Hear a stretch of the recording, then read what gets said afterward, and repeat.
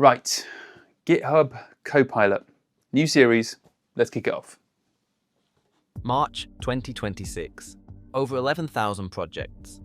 Developers find references to a productivity application they have never installed. The coding assistant inserted them across more than 11,000 repositories without anyone asking it to. January 2026, the chat function reached 100% error rate across every connected editor. Over an hour down. March 2025, the product's own training material listed generating insecure code as a known limitation. April 2025, a developer documented that the control designed to exclude sensitive files from the servers did not work. GitHub Copilot, the assistant that made the category mainstream when it launched in 2021, the enterprise default. The product whose own documentation warns about the code it writes, whose privacy exclusion does not function as documented, and whose suggestion engine put third-party content into 11,000 codebases. The parent company acquired the code hosting platform in June 2018 for $7.5 billion. The developer community was concerned.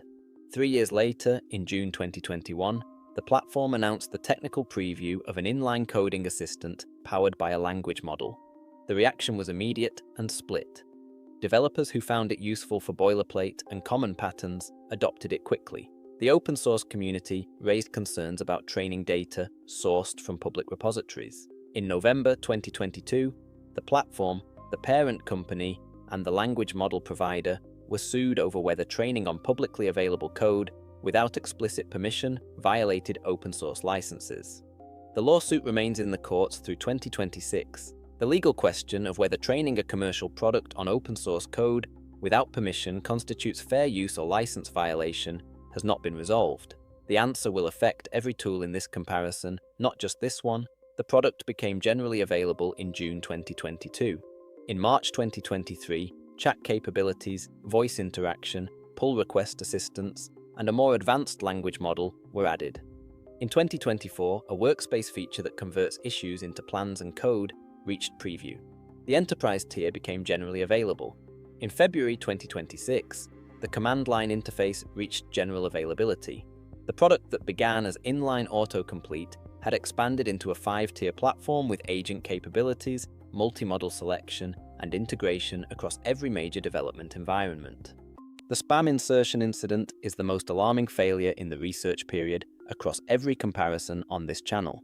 The assistant's suggestion engine generated references to a third-party productivity application across more than 11,000 projects. The mechanism is not fully transparent from the available documentation. The impact is clear. An assistant inserting unsolicited content into codebases at that scale represents a category-level trust concern that extends beyond this product to the entire class of tools. The Credential exposure documented in April 2025 is the privacy incident that enterprise security teams should evaluate directly. The assistant sends context from open and recently viewed files to the company's servers. This includes environment configuration files containing credentials and secure shell configuration. The exclusion control designed to prevent specific files from being transmitted was documented as ineffective. A privacy mechanism that does not function as described creates false confidence that is worse than having no mechanism at all. The January 2026 outage affected every connected development environment simultaneously. The chat function reached 100% error rate. The resolution required rolling back to a previous version. The duration was approximately 1 hour and 21 minutes, with extended recovery linked to degradation at the upstream language model provider. Centralizing development assistance through a single cloud service creates a centralized failure mode that affects every developer using the tool at the same time. The billing incidents documented across the research period add a different category of concern. Free trial conversions generating unexpected charges, duplicate billing, reset dates that do not match what the user was told during sign-up. Each incident is individually minor. The pattern suggests the billing interface does not communicate terms clearly enough to prevent surprises consistently. The product in 2026 provides inline completion, conversational assistance, agent mode for multi-file editing, a workspace for converting issues into executable plans, command line assistance, and multi-model selection that is no longer restricted to a single provider. The integration with the code hosting platform is the deepest of any tool in this comparison. Pull request descriptions, code review assistance, repository search, and issue management all connect through the platform the tool is built into. The enterprise controls are the reason the product holds the position it does in large organizations. Identity management through the parent company's authentication system, compliance frameworks, organizational policy enforcement, content exclusion settings for sensitive repositories. The competitor tools in this comparison provide stronger capabilities in specific areas. None of them provide the same breadth of enterprise governance integration. For an organization already invested in the code hosting platform and the parent company's identity infrastructure, the adoption cost approaches zero. The pricing tiers span from a free tier with limited completions to an enterprise tier at $39 per seat on an annual billing cycle. The free tier introduced in 2024 lowered the entry barrier. The billing complexity across 5 tiers with premium request quotas and overage charges has produced documented billing surprises, including unexpected charges from free trial conversions and duplicate billing incidents. Someone whose organization uses the code hosting platform and the parent company's identity infrastructure should evaluate this tool first.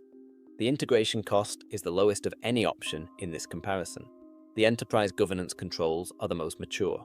The product works within the existing workflow without requiring a new editor, a new terminal tool, or a new authentication system.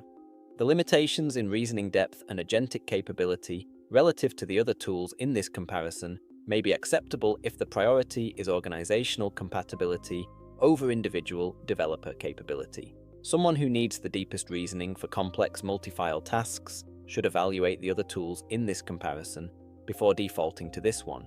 The agent mode is capable, but the research period documents that the tools designed specifically for agentic workflows provide stronger performance on complex coding problems. The enterprise default is not always the most effective choice for the hardest problems. Someone concerned about the privacy implications should audit what the tool transmits before deployment. The documentation of credential exposure from environment files and the ineffective exclusion control should be evaluated by the security team. The tool sends context to external servers. The controls for limiting what is sent have been documented as unreliable. For codebases containing sensitive credentials, the risk assessment should be conducted before the tool is enabled, not after. Someone evaluating the billing should understand the tier structure before the trial converts. The documented pattern of unexpected charges from free trial conversion and billing date confusion suggests the billing interface does not communicate clearly enough to prevent surprises. Verify the billing date, verify the tier, verify what happens when the trial period ends.